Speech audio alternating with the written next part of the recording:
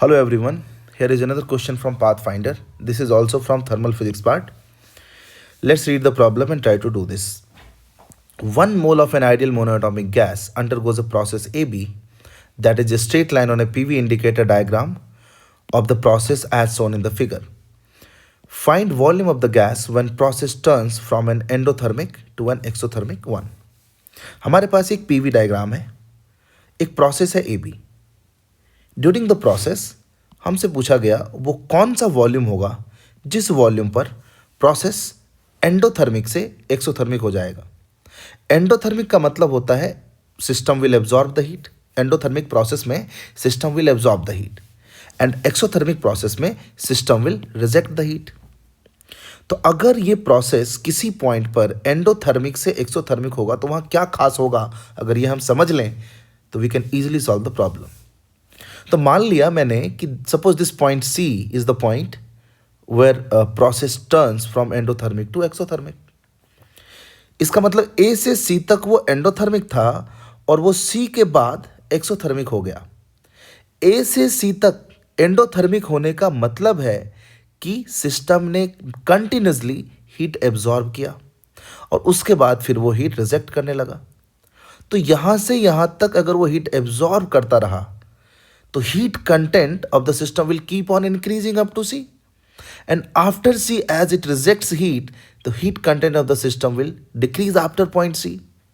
So क्योंकि A से C तक heat लगातार absorb होता रहा और C के बाद वो फिर reject होने लगा, so C is the point where delta Q, that is heat content of the system, will be maximum. So the point where process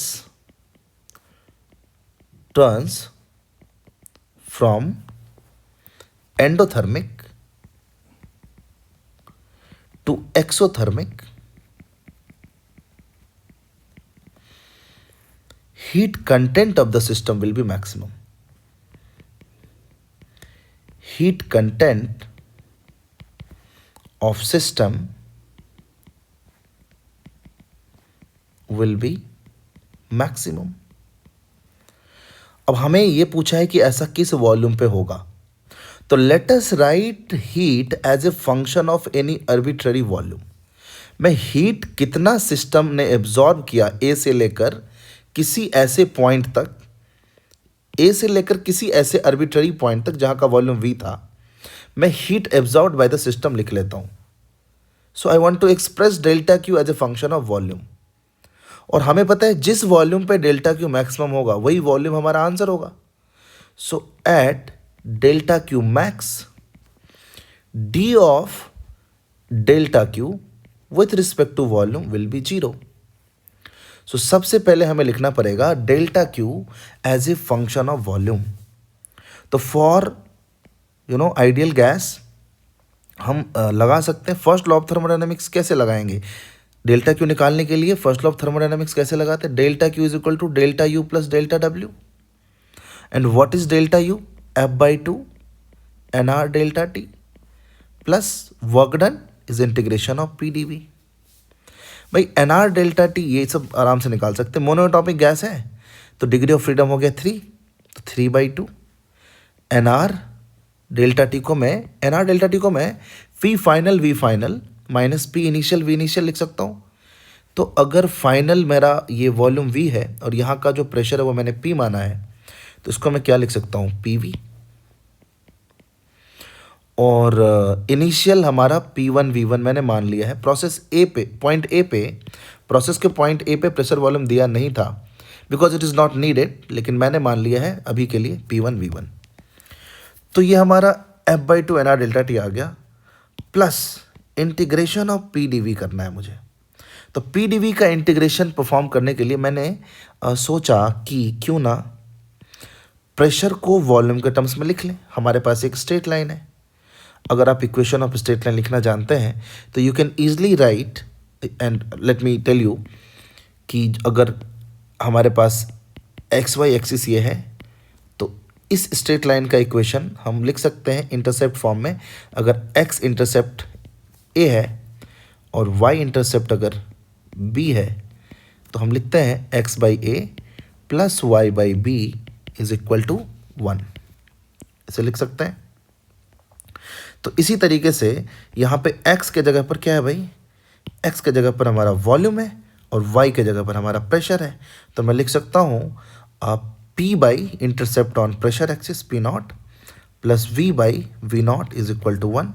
so from here इसको रीअरेंज करके P को मैं लिख सकता हूँ 1 minus V by V naught into P naught which will become P naught into V naught minus V by V naught.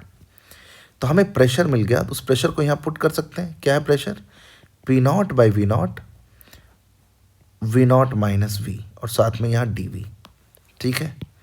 तो P dV। अच्छा, इसी प्रेशर को मैं यहाँ भी लिख देता हूँ, है ना, नेक्स्ट स्टेप में, यानी 3/2 pressure P naught by V naught, V naught minus V, ये प्रेशर था हमारा, और वॉल्यूम था V, ये वाला वॉल्यूम V, ये P हो गया, ये V हो गया, माइनस ये P1 V1, ये तो इनिशियल वाला वैल्यू है, लिख दिया। हमें तो डिफ्रेंशिएट ही करना है ना, तो कांस्टेंट टर्म तो 0 ही हो जाना है, बट फिर भी प्लस इसको इंटीग्रेट करना है।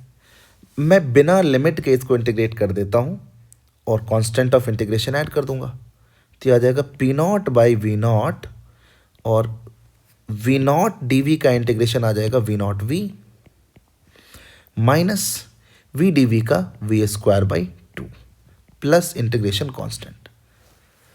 तो मुझे डेल्टा Q मिल गया as a function of volume. इसको और सिंप्लीफाई कर लेते हैं डेल्टा Q को। तो यहाँ से देख लेते हैं ये क्या होगा हमारा, ये भी एक कांस्टेंट टर्म ही आने वाला है। तो चलो लिख लेते हैं हम 3P नॉट, ये V नॉट कट जाएगा, 3P not by 2 into V, यहाँ पे एक V है, यहाँ V है, कांस्टेंट नहीं आएगा, यहाँ V भी साथ में आएगा, ठीक है, माइनस